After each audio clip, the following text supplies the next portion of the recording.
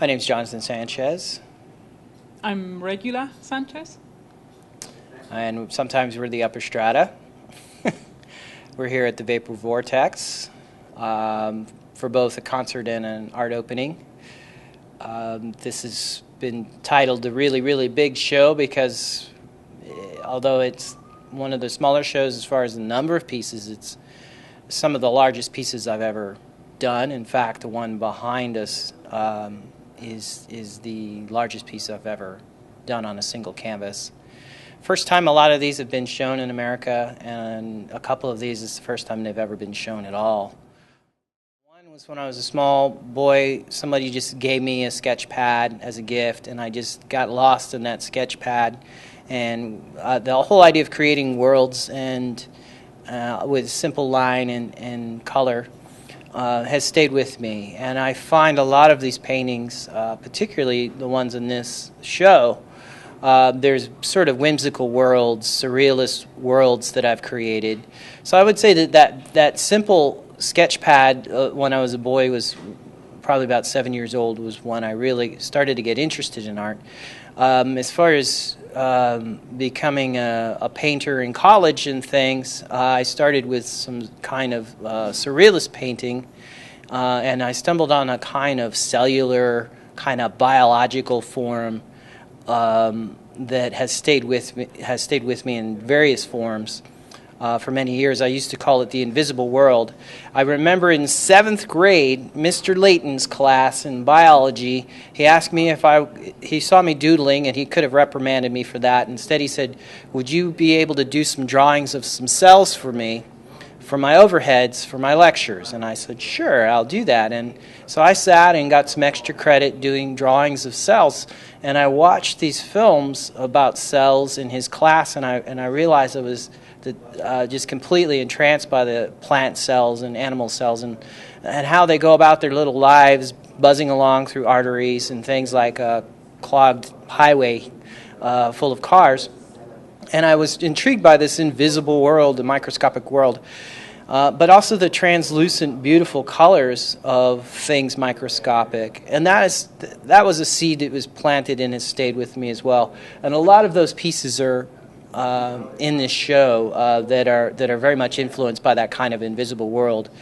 Funny story, my truck broke down in Colorado Springs, and I was living in Santa Fe. I was working as a field archaeologist, and it was karaoke night at Jose Muldoon's, which was a silly little cantina in Colorado Springs. Just about to finish my beer and walk out, and this girl sits down next to me, and I strike up a conversation with her, and I immediately noticed that she's pretty funny, and decided, well, I'll get another beer, and I decided to stay a little bit longer. I exchanged emails with her at the close of the evening after singing a couple of songs at karaoke and whatnot. And I thought, oh, well, that's funny. I'll never see her again. I'm living in Santa Fe, and she's in Colorado. It's too bad. I would hang out with her if I was still here. But we traded emails and whatnot, and her sister actually said, hey, if he's down in Santa Fe, you should go see him in Santa Fe because it's a beautiful place. And so she came to visit me, and we just kind of hit it off from there. Eventually, we decided to get married and go live in Switzerland. So I went to live in Switzerland, and while there, we started to play music a little bit. She had a keyboard, and I would play guitar, and we'd just do these kind of demented home recordings on a Sunday afternoon or whatever. And we called them the Sunday sessions, and we recorded them, and she eventually said, I think I want to pick up bass, so she picked up a bass. We ordered it from Germany, and it turned out to be a 5-string fretless homemade bass, which is kind of a rarity now. She had it sent to her, and we just started jamming on that and writing songs. And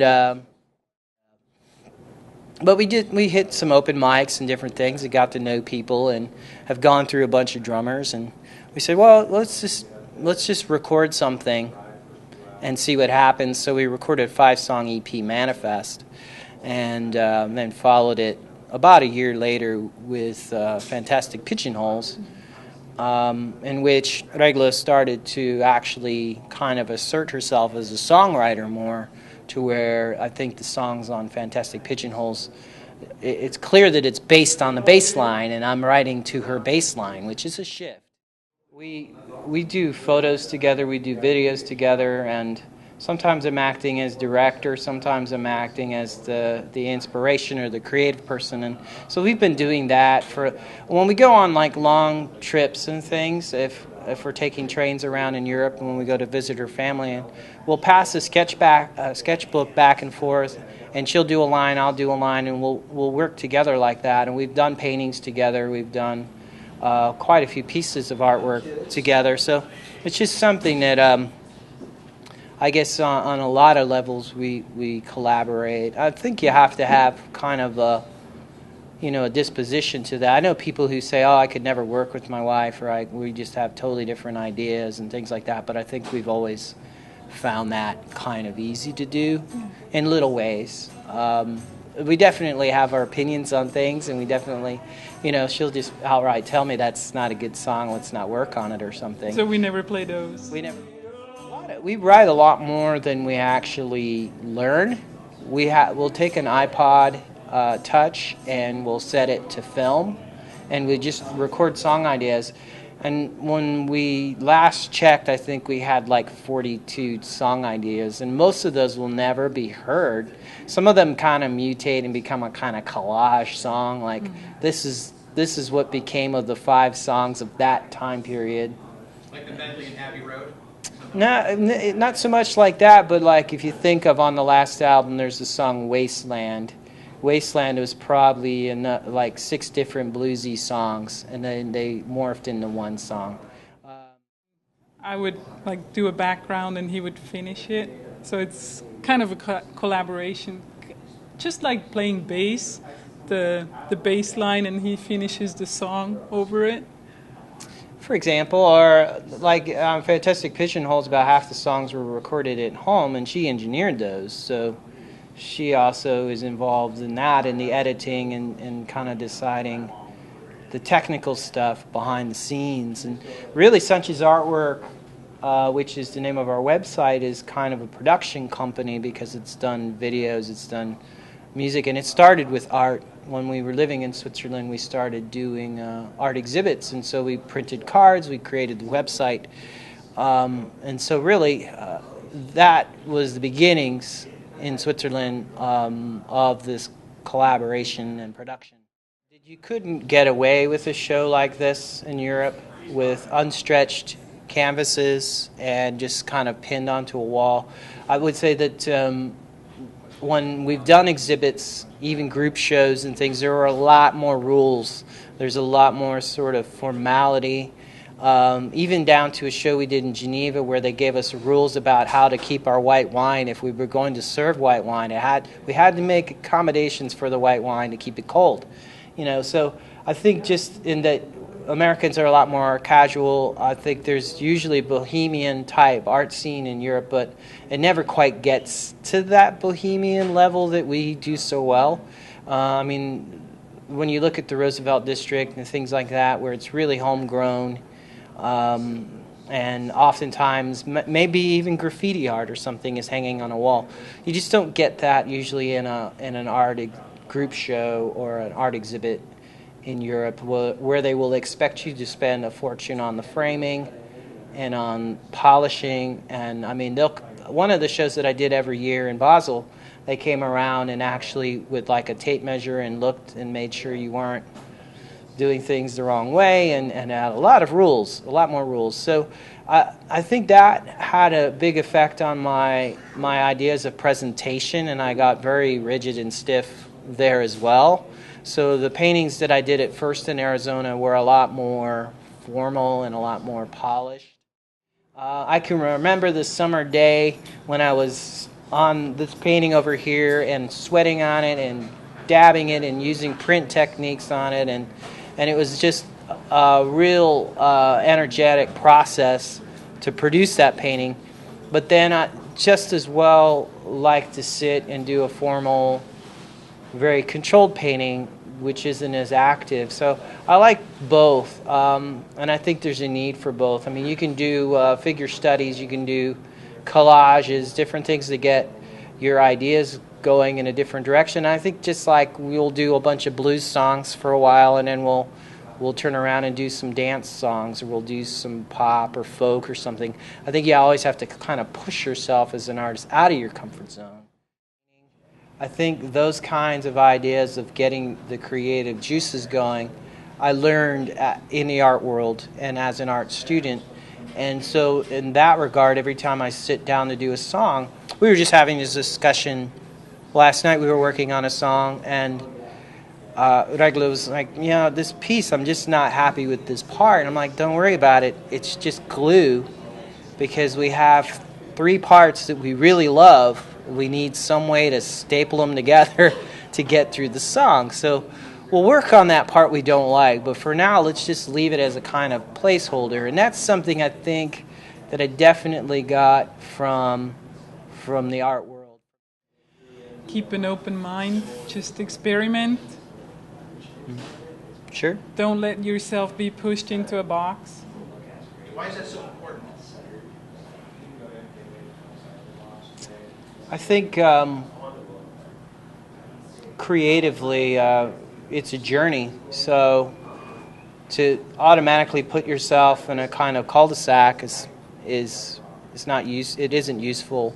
I think a lot of people settle on their style or whatever it is that sells, and it's not a journey anymore. It's not about self-expression. It's about, or self-exploration. It's about sort of commercial wishes or pleasing other people.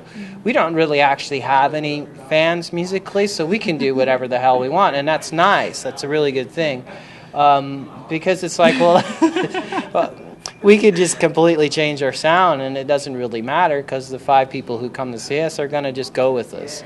The same with the painting. I mean, I look at these paintings, and the oldest one I did in Colorado a long time ago, and then some of these on the wall over here are the newest ones I've done, and the direction and the approach is representative of all those changes in my life and all the places I've been, and changes in idea about color and things like this. So I would say that it should be a kind of journal or a diary. It should be a travel log of where you've been and where you're going, and you should let that process happen. But for me, what my advice to a young artist would be, just know that art is going to enrich your life in ways you can't imagine. It's going to allow you to have this Vorstellung, this introduction to Europe when you go there. If you go there, to Asia, if you study Asian art intensely and then you go and see it, it's a dream come true. You study art of any kind and you go to an art museum, you don't need an introduction, you're already there. And so there's a lot of connections in a lot of ways that it enriches your life that you aren't going to see financially, for sure, and you're not going to see, you're not going to get accepted by a lot of people as an artist, because it's not something that people can relate to, even if you explain it to them 1,000 times. It's people think it's magic or in your genes or something strange like this, because basically what the difference between an artist and a non-artist is that an artist feels like they have to make art. An artist that just has ideas in their head and doesn't make art is not an artist. I'm sorry. It's just like a musician who doesn't really gig, that kind of thing, or doesn't write songs. There's a lot of ways to be a musician. There's a lot of ways to be an artist. But the big thing is doing. So just keep doing it. If it makes you happy, just keep making art. In particular, the more recent works have been inspired by the landscape, the colors, the cultures of the Southwest. Everything from beaten down roadside attractions and Highway 61 things to just the beautiful geography and landscape of the Southwest. So that is one aspect that I feel like has really allowed me to sort of stretch out in the Southwest, and in particular Arizona. But as well, we had like a pop-up gallery in Scottsdale for a while, and that was good fun, and we played music there, and we had paintings up and things. And that stuff like that happens in Arizona, and people make things happen. What they're doing here at the Vapor Vortex is just they're making a cultural center where there wasn't one. You know, they're going to have music tonight. It's first time. They hope to have more music. They have had paintings off and on for a while now. So I like that grassroots approach, that idea of let's just do it for ourselves because we need art. We need culture. I feel like the art scene, the music scene is like a big family at times, because within 6 months we've played shows with pretty much everybody in the scene, or have met everybody in the scene. And you know, we've seen like the Congos play for like 10 people, and now they're playing to stadiums, you know. So it's a funny deal in that for people within the music and art scene, it is definitely the glue that holds the community together. I feel like we're sort of our own little leper colony out here, though, a lot of times in the larger Phoenix Valley area. Because basically, I don't think most people really care about art or music. They would rather watch something on Netflix or something, you know, and that's the sad state of things. But for those of us who were involved in it, and those folks who are kind enough to come out to shows and out to the art walks and things, it's definitely enriching. It's definitely something that they value for sure.